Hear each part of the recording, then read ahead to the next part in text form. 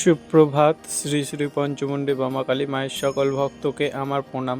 কেমন আছেন সবাই? আশা করি বড় মার আশীর্বাদে সকলেই ভালো আছেন এবং সুস্থ আছেন। তো আজকে যেহেতু শুক্রবার, আগামী কালী জন্মাষ্টমী, আজকে তো 15ই আগস্ট স্বাধীনতা দিবস।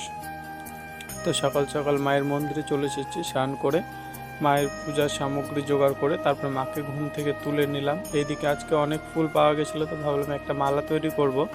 তো সেটা আর করা হয়ে উঠলো না, একটু কাজের ব্যস্ততা, এক ভক্তের বাড়ি যেতে হবে, আবার কিছু কাজ আছে, যার কারণে আর তাড়াহুড়া করে আমি এই ঘরে পূজাটা করছি। মা ওই ঘরে পূজা করছে। আজকে মন্দিরে ঢুকতে অনেকটা দেরি হয়ে গেছে, সকাল থেকে মায়ের মন্দিরে ঢুকবো করছি, তো এই সব কিছু কাজ ছিল, সেগুলো করতে করতে আর কি দেরি হয়ে গেছিলো। এখন মাকে সাজিয়ে নিয়েছি, তারপরে বাবার ত্রিশৃঙ্গারটা করে সে ত্রিশৃঙ্গারের ফোঁটাটা আগে নিজের কপালে একটু ছুঁয়ে নিলাম, কারণ পূজার ঘরে ঢুকে যদি ত্রিশৃঙ্গারের ফোঁটাটা না ঠেকায় তাহলে পূজা মনে হয় অসম্পূর্ণ।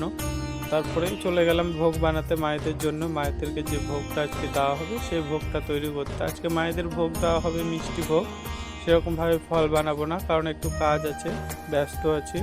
তো তার জন্য তাড়াহুড়া করে ওই হাতের পাশে যা আছে তাই মাকে ভোগ দিব। আজকে লাড্ডু মিষ্টি এনে রেখেছিলাম, মতিচুরের লাড্ডু, সেগুলো মায়েদের কাছে ভোগ হিসাবে তা নিবেদন করা হবে।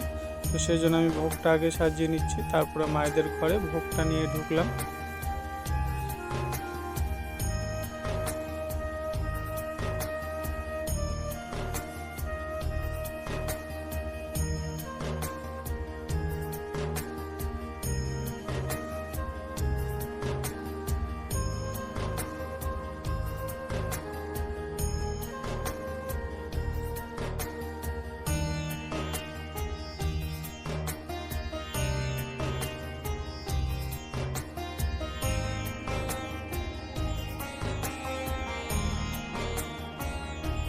ধূপ দীপ সব জ্বালানো হয়ে গেছে, তারপরে মায়ের সেবাটা দিয়ে দিলাম।